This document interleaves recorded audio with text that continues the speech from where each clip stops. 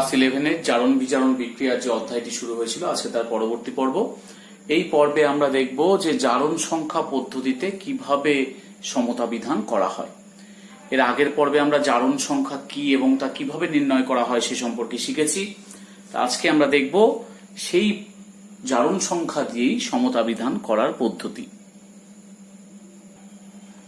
আমাদের এই বিক্রিয়াটি আছে, এই বিক্রিয়াটিকে আমরা জারণ সংখ্যা পদ্ধতিতে সমতা বিধান করব। তাহলে আগে আমাদের দেখতে হবে জারণ সংখ্যা কি কি অবস্থায় আছে। এখানে কপার অক্সাইড, কিউপিক অক্সাইডের মধ্যে কপার আছে +2 জারণ স্তরে, এখানে কপার আছে 0 জারণ স্তরে। এখানে নাইট্রোজেন আছে -3 জারণ স্তরে, এখানে নাইট্রোজেন আছে 0, কারণ এখানে মৌল অবস্থায় আছে তাই 0 জারণ স্তরে আছে। বাকি যে অক্সিজেন এবং হাইড্রোজেন, এখানেও তাই অক্সিজেন হাইড্রোজেন আছে, তাদের কিন্তু ডান দিক বা বাম দিকে জারণ সংখ্যার কোনো পরিবর্তন হয়নি। তাহলে আমাদের কি দেখতে হবে যে কোথায় কোথায় জারণ সংখ্যার পরিবর্তন হয়েছে সেটা আমাদের আগে খেয়াল করতে হবে। তাহলে আমরা দেখতে পাচ্ছি কপার অক্সাইডের, কিউপিক অক্সাইডের ক্ষেত্রে কপার 2+ আছে, সেখান থেকে কপার 0 হয়ে গেছে, অর্থাৎ জারণ সংখ্যা কমে গেছে। জারণ সংখ্যা কমে গেলে তাকে বলা হয় বিজারণ। আবার এখানে NH3 এর ক্ষেত্রে N আছে -3, সেখান থেকে N2 হয়েছে, তাহলে এখানে কিন্তু -3 থেকে 0 হয়েছে, তাহলে বৃদ্ধি হয়েছে জারণ সংখ্যা, তাহলে এখানটায় বিক্রিয়াটি জারণ হয়েছে। অর্থাৎ একটা বিক্রিয়ার মধ্যে জারণ এবং বিজারণ আমরা পেয়ে গেলাম। তাহলে কি কি হলো? আমরা পেলাম CuO থেকে Cu হয়েছে, তাতে তো জারণ সংখ্যা কমে গেছে। তাহলে জারণ সংখ্যার হ্রাস কতটা? জারণ সংখ্যার হ্রাস, কপারের জারণ সংখ্যার হ্রাস কত হয়েছে? +2 থেকে 0, মানে 2 একক কমেছে। আবার NH3 থেকে N2, তাতে নাইট্রোজেনের জারণ সংখ্যা বৃদ্ধি পেয়েছে, তাহলে জারণ সংখ্যার বৃদ্ধি কত হয়েছে? -3 থেকে 0 হয়েছে নাইট্রোজেনের ক্ষেত্রে, তার মানে 3 একক বৃদ্ধি পেয়েছে। তাহলে যদি জারণ সংখ্যা দিয়ে আমাদেরকে ব্যালেন্স করতে হয়, তাহলে অনুপাতটা এরকম করে নিতে হবে, CuO/NH3 হবে 3:2। দেখো CuO থেকে Cu হয়েছে, সেটা 2 একক হয়েছিল, কিন্তু আমি সেটা নিলাম 3, মানে নিচেরটাকে নিলাম। NH3 থেকে N2 এর ক্ষেত্রে ক্রস করে নিলাম উপরেরটা। তার মানে কপার অক্সাইড আর অ্যামোনিয়ার মোল সংখ্যার অনুপাত 3:2। তাহলে লিখে ফেলি 3CuO + 2NH3। তাহলে এখানে তো কপারের জারণ সংখ্যা চেঞ্জ হয়েছিল, তাহলে 3Cu আছে, তাহলে কিউপিক অক্সাইড থেকে কপারই হয়েছে। তো তাহলে যেহেতু 3Cu এখানে ছিল, ডান দিকেও 3Cu আসবে, কারণ মূল পরিবর্তন তো কপারের হয়েছে। তাহলে 3Cu এখানে যেহেতু আছে, এখানেও 3Cu হবে। প্লাস এখানে দেখো 2N আছে, অ্যামোনিয়াতে 2 N আছে, 2N আছে, তাহলে এখানে কত হবে? এখানেও 2 N হবে। তাহলে এখানে তো N2 ছিলই, তাহলে সেই N2 লিখলাম, মানে 2 N মিলে গেল, 3টে কপার ডান দিক বাম দিক মিলে গেল। বাকি যেটা থাকলো সেগুলোকে আমরা এখনো মেলাইনি। তাহলে বাকি কি থাকলো? অক্সিজেন এবং হাইড্রোজেন। তাহলে এবার আমরা সবার লাস্টে অক্সিজেন হাইড্রোজেন মেলাবো। তাহলে আমরা এইভাবে লিখতে পারি, উভয় দিকে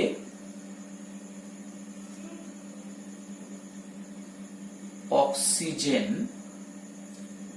এর সংখ্যা সমান করে পাই।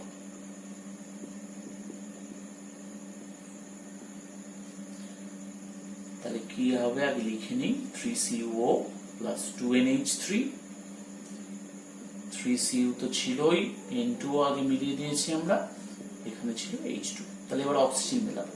এখানে আছে 3 অক্সিজেন, 3টা অক্সিজেন আছে 3CuO এর মধ্যে, তাহলে এখানে 3 দিয়ে দেবো। তাহলে অক্সিজেন মিলেছে, তার সাথে কিন্তু হাইড্রোজেনও মিলে যাবে, কারণ এখানে ছিল 6টা, 3 × 2 = 6টা হাইড্রোজেন, এখানেও 6টা H আছে। তাহলে দেখো গোটা বিক্রিয়াটা কিন্তু মিলে গেছে, তাই সমান চিহ্ন আমরা এখানে বসিয়ে দেবো তীর চিহ্নের জায়গায়। তাহলে আমাদের এটা হয়ে গেল ব্যালেন্সড ইকুয়েশন। এবার আমরা পরবর্তী বিক্রিয়া দেখে নেব। এই বিক্রিয়াটি আছে, এটাকেও জারণ সংখ্যা পদ্ধতিতে ব্যালেন্স করতে হবে। তাহলে পি এখানে মৌল অবস্থায় আছে, P0। এখানে পি কত অবস্থায় আছে, মাইনাস, এদিকে 8 আছে, এদিকে +3 আছে, মানে +5। যাদের একবারে জারণ সংখ্যা বের করতে অসুবিধা হবে তারা ঠিক আগের পর্বে আমি যেভাবে জারণ সংখ্যা করেছিলাম x ধরে ধরে, সেভাবে তোমরা বের করে নিতে পারো। এখানে কপার আছে +2 অবস্থায়, কারণ সালফেট তো -2, তাহলে কপার +2। তাহলে এখানে 0 অবস্থায় আছে যেহেতু মৌল।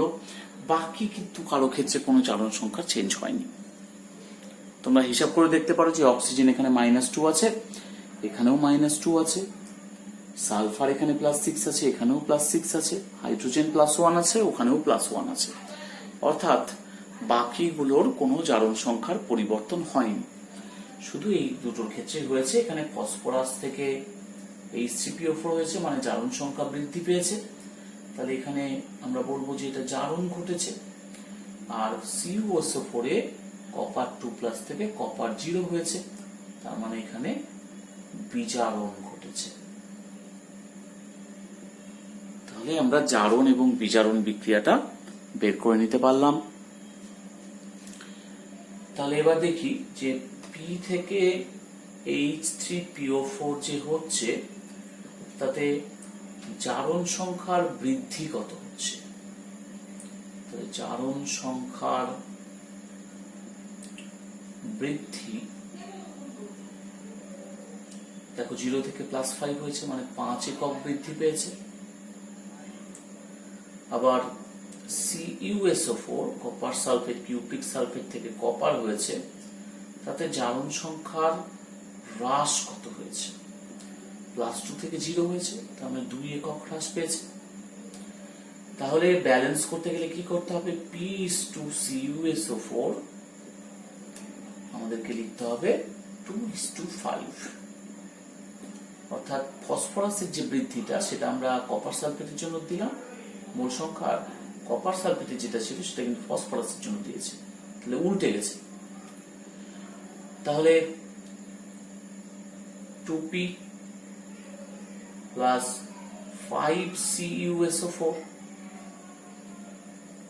আর H2O যেমন ছিল তেমনই লিখলাম, H2O কে এখনই ব্যালেন্স করব না। আচ্ছা 2P, P থেকে কি হয়েছে, H3PO4 হয়েছে, এখানেও P আছে, এখানেও P আছে। আমরা তো P এরই জারণ সংখ্যা বৃদ্ধি ধরেছি, তাহলে এখানে যদি 2P হয় এখানেও দুটো ফসফরাস থাকতে হবে, তাহলে 2H3PO4 লিখবো।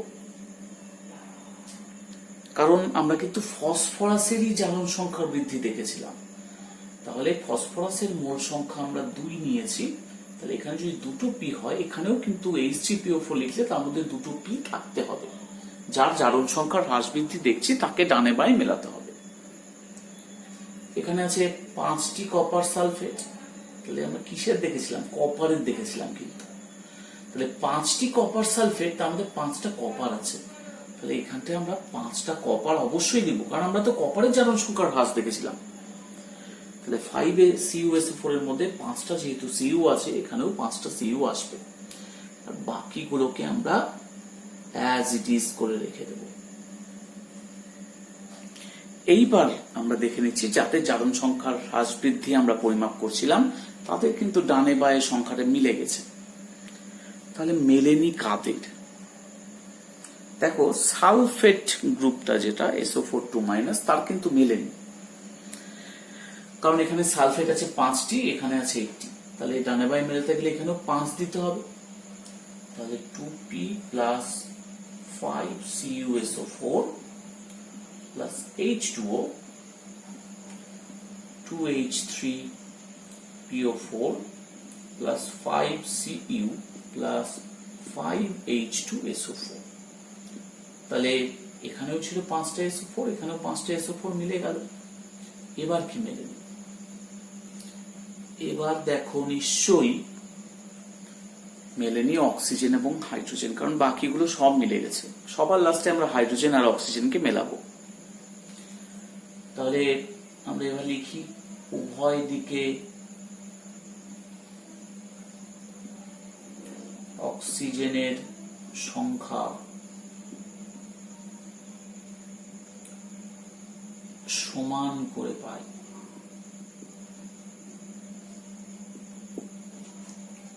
আগে আমি বিক্রিয়াটা লিখে নিই। 2p plus 5CuSO4 plus H2O 2H3PO4 plus 5Cu plus 5H2S4 আগে লিখে নিলাম। এবার দেখি, তাহলে দেখো অক্সিজেনের সংখ্যা আমরা এখানে তো সালফেট মিলে গেছে, সালফেটের অক্সিজেন আমরা হিসাব করছি না। এখানে একটা অক্সিজেন আছে, এখানে 4 দুগুণ 8টা অক্সিজেন আছে। তাহলে আমি যদি এখানে 8 দিই, তাহলে অক্সিজেন কিন্তু ডানে বায়ে মিলে যাচ্ছে এবং অক্সিজেন মেলার সাথে সাথে হাইড্রোজেনও মিলে যাচ্ছে, কারণ এখানে হাইড্রোজেন ছিল 8 দুগুণ 16টা, এখানে আছে 10 আর 6 16টা। তাহলে উভয় দিকে সমস্ত কিছু মিলে গেছে। আমরা এখানে সমান চিহ্ন দিলাম এবং এটাই আমাদের ব্যালেন্সড ইকুয়েশন। এবার আমরা অপর একটি বিক্রিয়া দেখে নেব। এখানে কপার থেকে কিউপ্রিক নাইট্রেট হচ্ছে এবং HNO3 থেকে NO2 হচ্ছে, দেখে বোঝা যাচ্ছে। তাহলে কপার 0 অবস্থায় 0 জারণ স্তরে, এখানে কপার আছে +2 জারণ স্তরে, কারণ নাইট্রেট তো -1 করে, তাহলে কপার এখানে +2 আছে। আবার HNO3 এখানটায় +5 জারণ স্তরে আছে, কিন্তু এখানে আছে +4 জারণ স্তরে।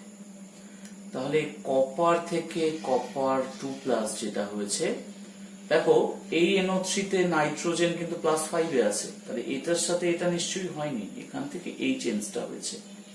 হ্যাঁ, তাহলে এখানে কপার থেকে কপার +2, তার মানে জারণ হয়েছে, এখানটায় জারণ হলো। আর +5 থেকে +4 এখানে কি হলো, এখানে বিজারণ হলো।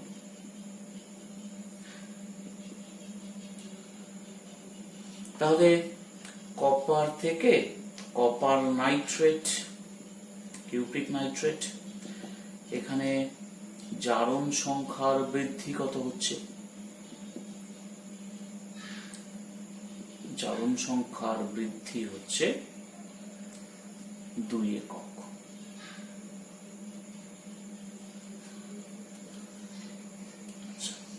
এখানে HNO3 থেকে NO2, তাতে জারণ সংখ্যার হ্রাস কত হচ্ছে?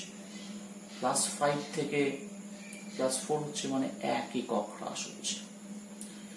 তাহলে কপার HNO3, তাদের মোল সংখ্যার অনুপাত কি হবে? 1:2। তাহলে একটা কপার হবে এবং 2 মোল HNO3 হবে। তাহলে এবার দেখে নিই কপার থেকে কি হয়েছে, কিউপ্রিক নাইট্রেট হয়েছে। তাহলে যেহেতু এখানে একটা ছিল, Cu এখানে একটাই হবে, তার মানে একটাই C কপার নাইট্রেট হবে, কিউপ্রিক নাইট্রেট। আর HNO3 থেকে N থেকে কি হয়েছে, এই NO2 N এসছে, তাহলে এখানে 2টো N আছে, তাহলে এখানেও 2টো NO2 হবে। আচ্ছা, সমান চিহ্ন দিলাম কেন, এখানে তো তীর চিহ্ন হবে। বাকি থাকলো H2O লিখে রাখলো। তাহলে আমাদের যেটা মূল ব্যাপার ছিল যে কপার থেকে একটা কপার এসছে, এখানকার 2টো N থেকে 2টো N কিন্তু এসছে। তাহলে এবার আমরা পরের অংশে আসি। এবার দেখে নিই আর কে কে মেলেনি। তা প্রথমেই দেখা যাচ্ছে N কিন্তু মেলেনি, এদিকে 2টো, এখানে 2টো, 4টে, এখানে 2টো আছে, মানে 2টো ঘাটতি আছে। তাহলে আমরা এইভাবে লিখতে পারি, দুই দিকে বা উভয় দিকে N এর সংখ্যা সমান করে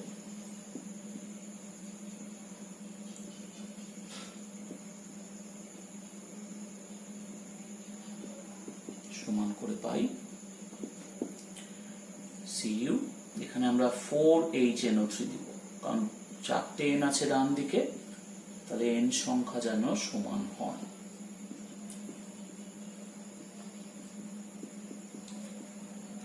এবার কি মেলাবো? এবার কপার মিলে গেছে, N মিলে গেছে, তাহলে আর কি পড়ে আছে? অক্সিজেন এবং হাইড্রোজেন। তাহলে উভয় দিকে অক্সিজেন এবং হাইড্রোজেনের সংখ্যা সমান করে উভয় দিকে অক্সিজেন আগে মিলিয়ে নিই, অক্সিজেনের সংখ্যা সমান করে পাই। তাহলে Cu প্লাস আগে এটা লিখে নিই 4HNO3 CuNO3 whole 2 plus 2NO2 plus H2। তাহলে দেখো এখানে 4টে H ছিল, এখানে যদি আমি 2টো H দিয়ে দিই তাহলে 4টে H হলো, অক্সিজেনও কিন্তু মিলে যাচ্ছে। এখানে আছে 4 2 6 6 6 12টা, এখানে কিন্তু 3 4 12টা অক্সিজেন আছে। তাহলে সবই মিলে গেছে। তাহলে আমি এখানে সমান চিহ্ন তুলে দিয়ে সমান চিহ্ন তীর চিহ্নের জায়গায় আমি সমান চিহ্ন দিতে পারি। তাহলে এই হয়ে গেল আমাদের ব্যালেন্সড ইকুয়েশন। এবার আমরা এই বিক্রিয়ার ক্ষেত্রে দেখে নিব। এখানে কিন্তু H2S এ সালফার আছে -2, এখানে আছে +6, এখানে ক্লোরিন আছে 0, এখানে আছে -1। তাহলে -2 থেকে +6 হয়েছে, তার মানে এখানে জারণ হয়েছে। আর এখানে 0 থেকে হয়েছে -1, তার মানে হ্রাস পেয়েছে, অর্থাৎ এখানটায় বিজারণ সম্পন্ন হয়েছে। তাহলে H2S থেকে H2SO4 হয়েছে। তাহলে এখানে জারণ সংখ্যার বৃদ্ধি কত? জারণ সংখ্যার বৃদ্ধি কিন্তু -2 থেকে +6, মানে 8 এককের বৃদ্ধি হয়েছে। আর Cl2 থেকে HCl, এখানে জারণ সংখ্যা, ক্লোরিনের জারণ সংখ্যার হ্রাস হয়েছে কত? 0 থেকে -1 হয়েছে, মানে 1 একক হয়েছে। তাহলে এখানে কিন্তু দুটো Cl ছিল, দেখো বাম দিকে দুটো Cl আছে। তাহলে একটার জন্য যদি 1 একক হ্রাস হয়, দুটো Cl এর জন্য নিশ্চয়ই 2 একক হ্রাস হবে। এখানে কটা Cl থাকবে বাম দিকে, মানে বাম দিকে কতগুলোর জন্য জারণ সংখ্যার চেঞ্জ হচ্ছে সেটা কিন্তু দেখতে হবে। তাহলে আমাদের এবার H2S H2Cl2 আমরা লিখতে পারি 2:8, মানে 1:4। তাহলে H2S প্লাস 4Cl2, H2O যেমন আছে তেমন লিখে দিলাম। আচ্ছা, এখানে একটা S আছে, তাহলে একটা S থেকে নিশ্চয়ই একটা S যুক্ত H2SO4 তৈরি হবে। আর এখানে আছে 8টা Cl, তার মানে 8HCl হবে। যাদের জারণ সংখ্যা চেঞ্জ হয় তাদের সংখ্যা যেন ডান দিক বাম দিক সমান থাকে, এটাকে দেখে নিতে হবে। আচ্ছা, তাহলে Cl মিলল, S মিলল, শুধু অক্সিজেন এবং হাইড্রোজেন মেলেনি। তাহলে আমরা এবার করব উভয় দিকে ও পরমাণুর সংখ্যা সমান করে।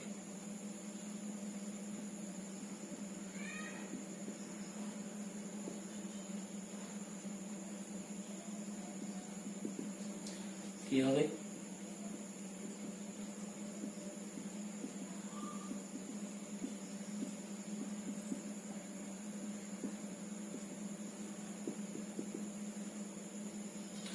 তার মানে এইদিকে আছে 4টা অক্সিজেন, সরি এখানে H2O হবে। এখানে আছে 4টে অক্সিজেন এইদিকে, তাহলে 4 দিব। তাহলে হাইড্রোজেন কটা হচ্ছে? 4 × 2 = 8, আর 2 = 10, এখানে 8 আর 2 = 10 হচ্ছে। তাহলে অক্সিজেন এবং হাইড্রোজেন কিন্তু মিলে যাচ্ছে। তাহলে আমরা এখানে সমান চিহ্ন দেব। এবার আসি আমরা পরবর্তী বিক্রিয়াতে। এখানে KMnO4 এ Mn আছে +7, এখানে আছে +2,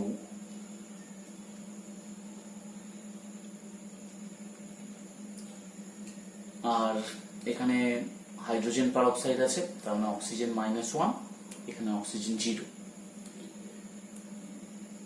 তাহলে +7 থেকে +2 হয়েছে, মানে এখানে বিজারণ হয়েছে,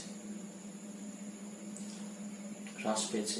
আর এখানে -1 থেকে 0 হয়েছে, তাহলে এখানে জারণ হয়েছে। তাহলে জারণ বিজারণ বিক্রিয়া আমরা কিন্তু পেয়ে যাচ্ছি। তাহলে এবার লিখে নিই KMnO4 থেকে পাওয়া যাচ্ছে MnSO4। তাতে Mn এর জারণ সংখ্যার হ্রাস কত হয়েছে? 7 থেকে 2 হয়েছে, মানে 5 একক হ্রাস পেয়েছে। আর H2O2 থেকে O2, তাতে জারণ সংখ্যার বৃদ্ধি কত হয়েছে? বৃদ্ধি হয়েছে -1 থেকে 0, তাহলে বৃদ্ধি হয়েছে 1 একক। কিন্তু এখানে দুটো অক্সিজেন আছে, বাঁ দিকে খেয়াল করতে হবে, বিক্রিয়ার বাঁ দিকে কিন্তু দুটো অক্সিজেন আছে, দুটোর জন্য পরিবর্তন কত? 2 একক। তার মানে KMnO4 is to H2O2 আমরা লিখতে পারি 2:5। তাহলে 2KMnO4 plus 5H2O2, H2SO4 যেমন আছে তেমনই রেখে দিলাম। তাহলে 2KMnO4 থেকে Mn দুটো আছে, তাহলে 2MnSO4 হবে, কারণ যার জারণ সংখ্যা চেঞ্জ হচ্ছে সেটার জন্য সংখ্যা সমান হয়, প্লাস 5H2O2, এখানে 5O2 আছে, O2 তো জারণ সংখ্যা চেঞ্জ হচ্ছিল, তাহলে এখানেও 5O2 আসতে হবে। আর বাকিগুলো যেমন ছিল তেমন আমরা রেখে দিতে পারবো। তাহলে এবার কোনটা কোনটা মেলেনি সেটা আমাদেরকে খেয়াল করতে হবে। তাহলে এখানে Mn মিলে গেছে, এই দিককার H2O2 অক্সিজেন মিলে গেছে, দুটো K মিলে গেছে।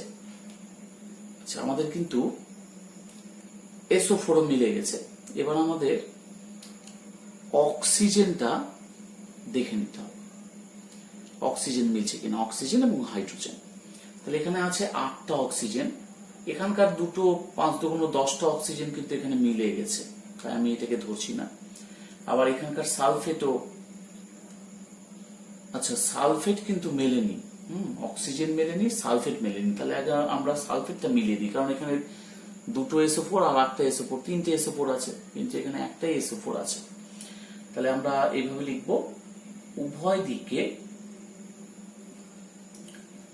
দিকে SO4 2- এর সংখ্যা সমান করে পাই।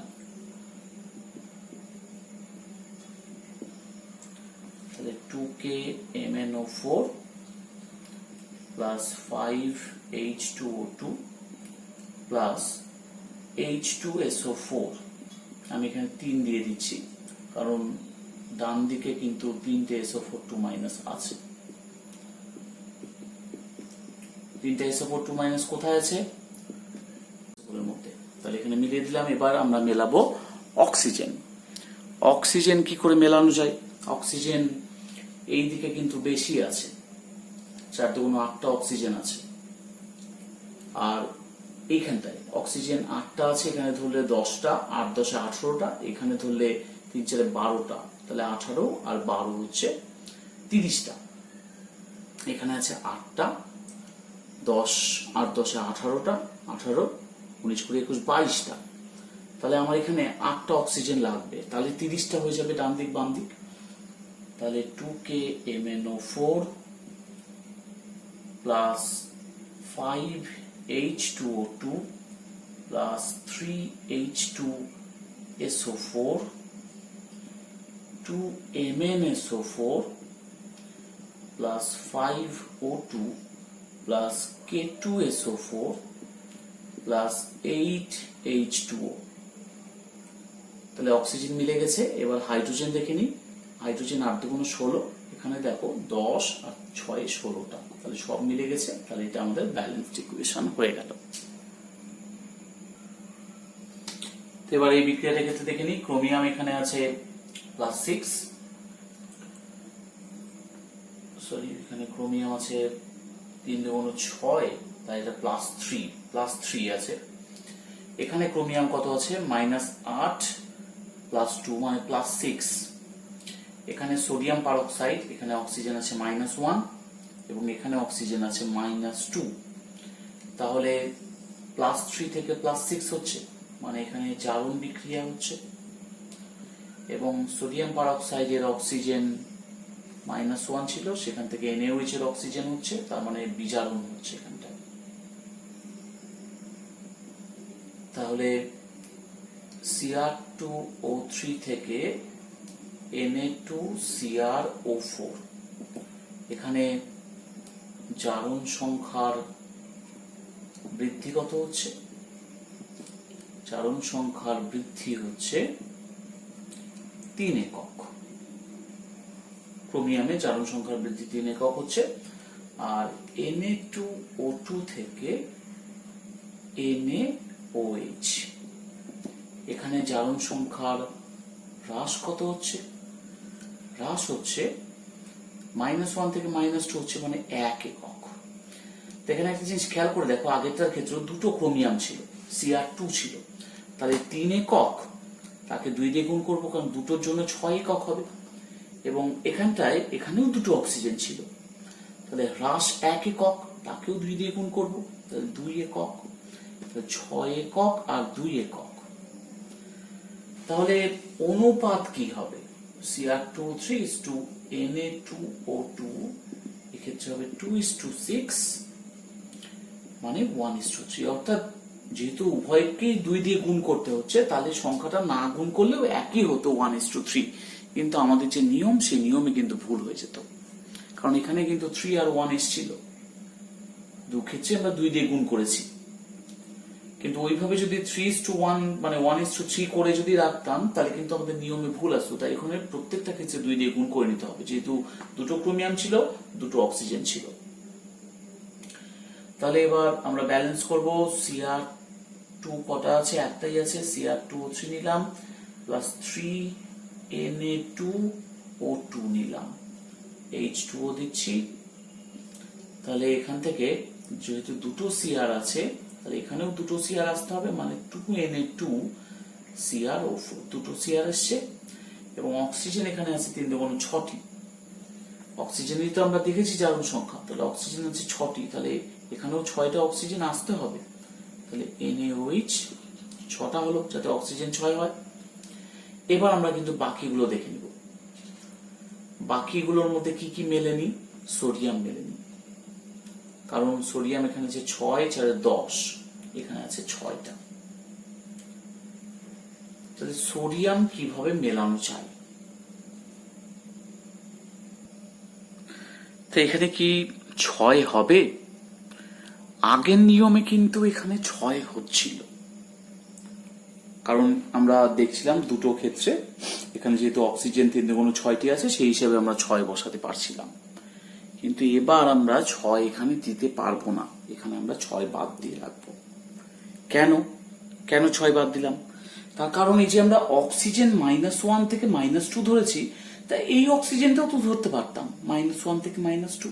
অর্থাৎ এই যে -1 ভেঙে যে এই -2 এবং এই -2 হয়নি, এটা তো বলা যাবে না। দুটো অক্সিজেনই হয়তো সাপ্লাই করেছে, Na2CrO4 এবং NaOH। তাই এখানে একটু ব্যালেন্স করার সমস্যা, তাই আমরা এইদিকে 1:3 রাখলাম, কিন্তু এইখানে আমরা একটু বুঝে শুনে লিখব। যেমন এখানে সোডিয়াম আছে 3 × 6টি, এখানে আছে 4টি, তাহলে আরো দুটো সোডিয়াম লাগবে, দিয়ে দিলাম। এবার অক্সিজেন কি করব? অক্সিজেন আমরা এবার দেখে নিব যে এইদিকে আছে 3 আর 6 9 আর একে 10, এখানে আছে 4 × 8 আর 2 10, অক্সিজেন মিলে গেছে। হাইড্রোজেন মেলানোর জন্য কি করতে হবে? এখানে দুটো হাইড্রোজেন আছে, এখানে দুটো হাইড্রোজেন, তাহলে সব মিলে গেছে। আমরা যদি 6 এর জায়গায় এখানে 2 লিখি, তাহলে কিন্তু সমস্তটা মিলে যাচ্ছে, তার মানে এটা আমাদের ব্যালেন্সড ইকুয়েশন হয়ে যাচ্ছে। তাই আমরা এক্ষেত্রে একটু বিবেচনা করে NaOH এর ভ্যালুটা লিখবো, মানে কত মোল NaOH হবে। কারণ এখানে অক্সিজেন -1 থেকে শুধু এই অক্সিজেন হয়নি, এই অক্সিজেনও তো এসছে, তাই এখানে সমস্তটা হিসাব করা একটু মুশকিল। তাই আমরা বাম দিকটা ঠিক রাখলেও ডান দিকটা কিন্তু একটু বুদ্ধি করে লিখব। এবার আমরা এই বিক্রিয়াটির ক্ষেত্রে সমতা বিধান করব। এখানে P আছে 0, এখানে P আছে -3, এখানে P আছে +1, বাকি কিন্তু কারো কোনো জারণ সংখ্যা চেঞ্জ হয়নি। তাহলে P0 থেকে PH3 হয়েছে, তার মানে এখানে বিজারণ হয়েছে। আবার P0 থেকে NaH2PO2 হয়েছে, তার মানে ওখানে জারণ হয়েছে। তাহলে P থেকে PH3, তাহলে ফসফরাসের জারণ সংখ্যার পরিবর্তন কত? জারণ সংখ্যার পরিবর্তন 3 একক, 0 থেকে -3 হয়েছে।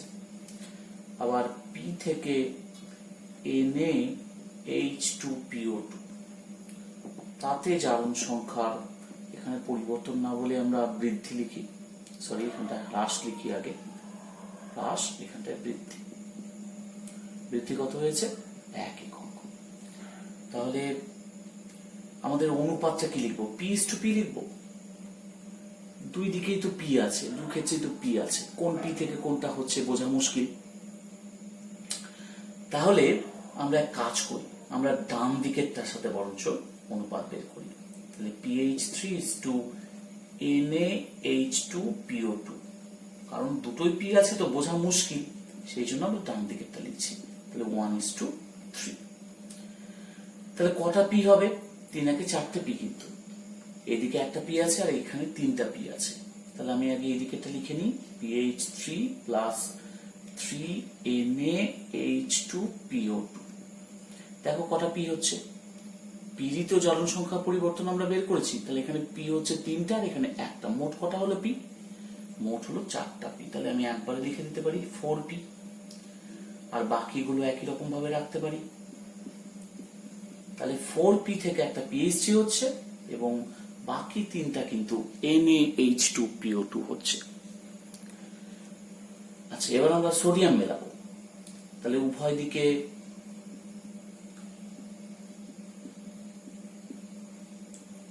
সোডিয়ামের সংখ্যা সমান